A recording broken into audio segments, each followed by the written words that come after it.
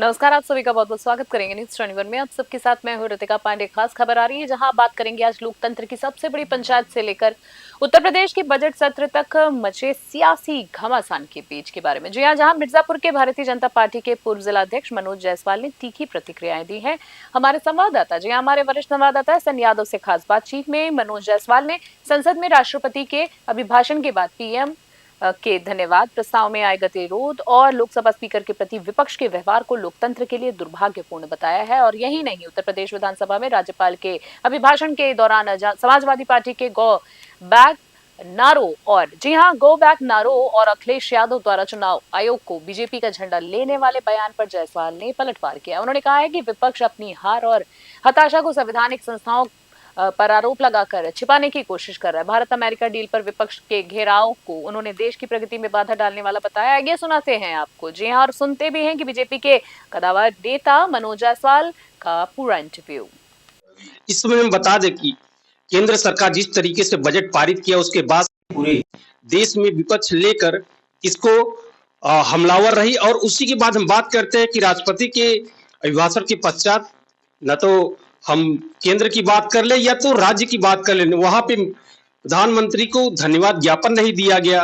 और जिस तरीके से बातें तमाम निकल के आ रही है उसी तरीके से हम देख रहे हैं उत्तर प्रदेश में जिस तरीके से बजट सत्र प्रारंभ होने के दौरान, जिस तरीके से प्रक्रिया के दौरान राज्यपाल ने जो अभिभाषण के दौरान समाजवादी पार्टी का विरोध और एसआईआर प्रक्रिया को लेकर सरकार और चुनाव आयोग को कटघरे में लेकर खड़े करना, तमाम बातों को लेकर हमारे साथ इसमें मौजूद है मिर्जापुर भारतीय जनता पार्टी के पूर्व जिलाध्यक्ष मनोज जायसवाल जी। आइए बात करते हैं इस सारे प्रकरण को किस तरीके से देखते हैं, जिस तरीके से विपक्ष चुनाव आयोग और सरकार को हमेशा कटघरे में लेकर खड़े करती है। जी, आजकल ये देखा जा रहा है जब से केंद्र का बजट निर्मला सीतारमण ने पारित किया, तमाम लेकर विपक्ष इसको हमलावर है कि ये बजट जनता के खिलाफ है, छात्रों के खिलाफ है, नौजवानों के खिलाफ है, कृषि के खिलाफ है। क्या है, किस तरीके से विरोध करते, किस तरीके से देखते? देखिए, बजट माननीय वित्त मंत्री जी ने बहुत ही संतुलित तो बहुत ही अच्छा बजट प्रस्तुत किया है। और पिछले 11 सालों से लगातार जो बजट केंद्र सरकार के आ रहे हैं निश्चित रूप से जनता के हित में आ रहे हैं। और उसी का परिणाम है कि जनता ने तीसरी बार मोदी जी को भारत का प्रधानमंत्री बनाया। ये जो राग अलापते हैं, इनके पास कोई मुद्दा नहीं है, मुद्दा विहीन विपक्ष है, नेता विहीन विपक्ष है और कोई इनके पास अब काम बचा नहीं है।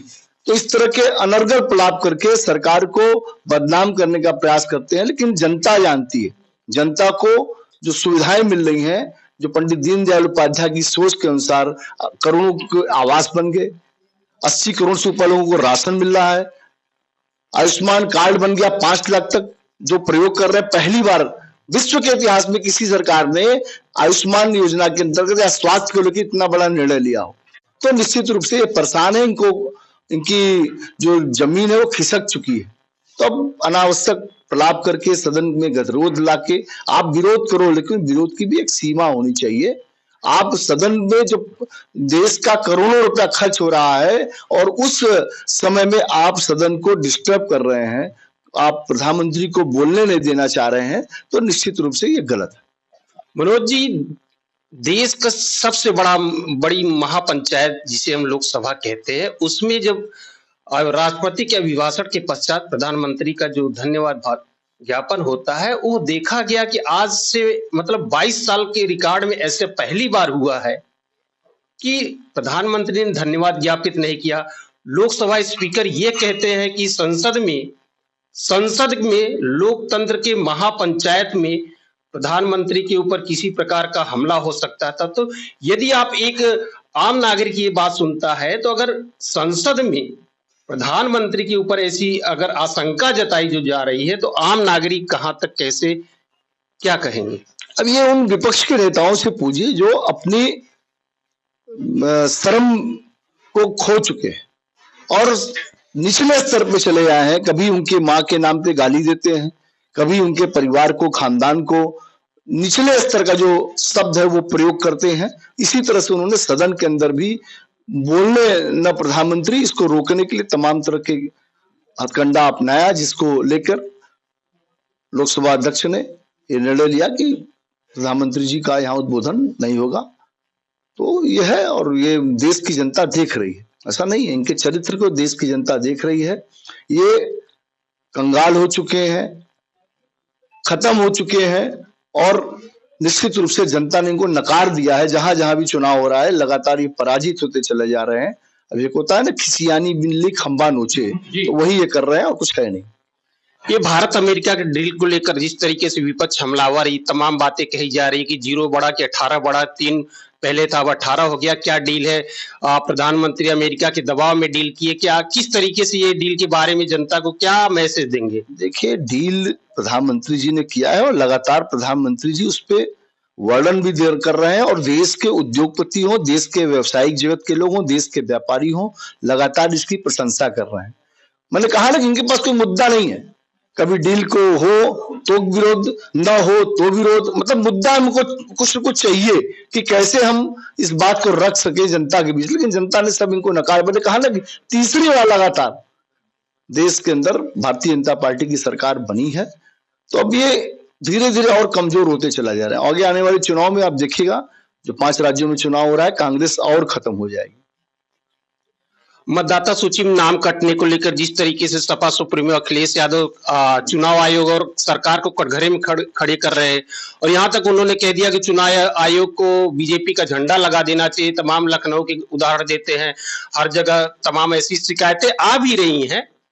तो उस तरीके से सरकार को जो घेर रहे हैं, क्या उसमें सरकार का उसमें हाथ है कि या उसमें कोई गड़बड़ी वास्तव में है? क्या लगता है आपको? जहां तक SIR को लेके है, तो अभी एक पार्टी ने सुप्रीम कोर्ट में अपील किया था।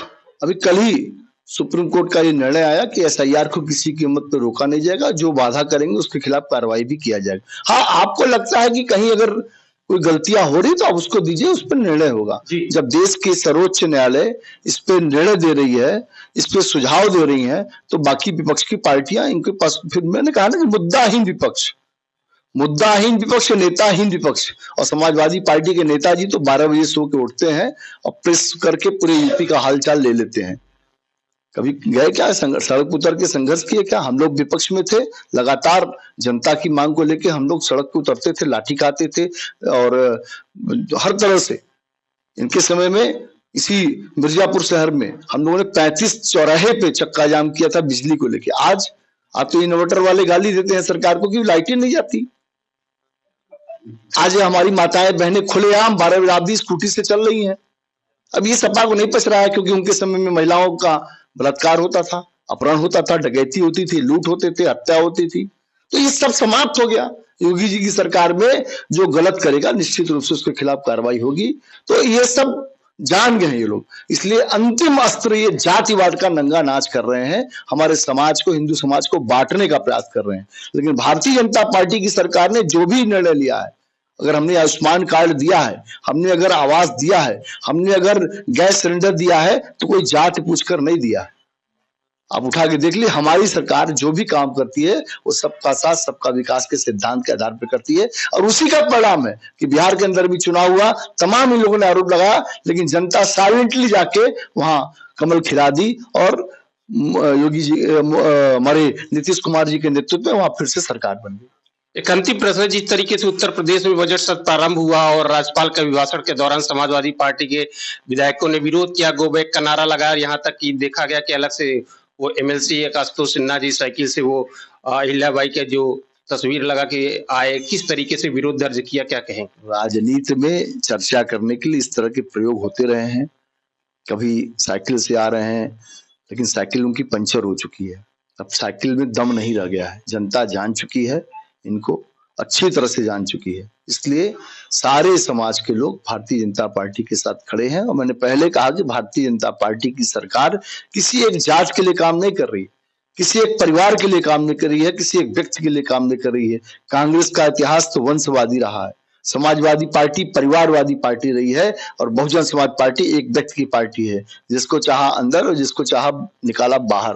लेकिन भारतीय जनता पार्टी तो करोड़ों कार्यकर्ता, विभिन्न वर्ग, विभिन्न समाज के, विभिन्न जातियों के लोग आज भारतीय जनता पार्टी के नेतृत्व में है, सरकार में है, संगठन में है, और उसी के आधार पर भारतीय जनता पार्टी की सरकार देश में भी चल रही है और देश के कई राज्यों में भी चल रही है। एक और प्रश्न ले लेते हैं। अभी जो शंकराचार्य स्वामी अभी मुक्तेश्वरानंद ने जिस तरीके से योगी सरकार पे एक प्रश्न रखा, एक शर्त रखी 40 दिन की कि वो गौ रक्षा के हेतु एक कानून बना। हालांकि ये कानून का तो विषय केंद्र का है, लेकिन उन्होंने कहा कि 10 दिन का जो योगी सरकार का जो समय बीता उसमें वो 0 पाए हैं, और जब तक अगर वो अपने आप को हिंदू साबित करे, अगर गौ का संरक्षण, सुरक्षा और गौ का एक राज्य माता का उसे दर्जा दिया जाना चाहिए। अब ये चैप्टर समाप्त हो गया है अभियुक्तानंद जी का, शंकराचार्य जी का, अनावश्यक कोई मुद्दा नहीं है इसमें। अब ठीक है, गाय माता के लिए निश्चित रूप से सबके प्रति है कि संवेदना की गाय माता के लिए कानून बनना चाहिए, और सरकार उस पर कार्रवाई कर रही है। और कई जगह आप देखिए धीरे धीरे ये मांग आ रही है, और निश्चित रूप से हमारे देश के यशस्वी प्रधानमंत्री माननीय नरेंद्र मोदी जी, हमारे देश के भारतीय जनता पार्टी के राष्ट्रीय अध्यक्ष माननीय नितिन नवीन जी, और हमारे देश के गृह मंत्री जी, रक्षा मंत्री जी, पूरी टीम मिलकर निश्चित रूप से इस पर निर्णय लेगी, और आगे आने वाले समय में इस पे भी काम होगा। और हम आपको बताना चाहते हैं कि समाजवादी पार्टी और बहुजन समाज पार्टी की सरकार जब उत्तर प्रदेश के अंदर थी तो खुलेआम गायों का कत्ल होता था, बूचड़ खाने खुलेआम चलते थे। आज वो सब बंद हो गए हैं।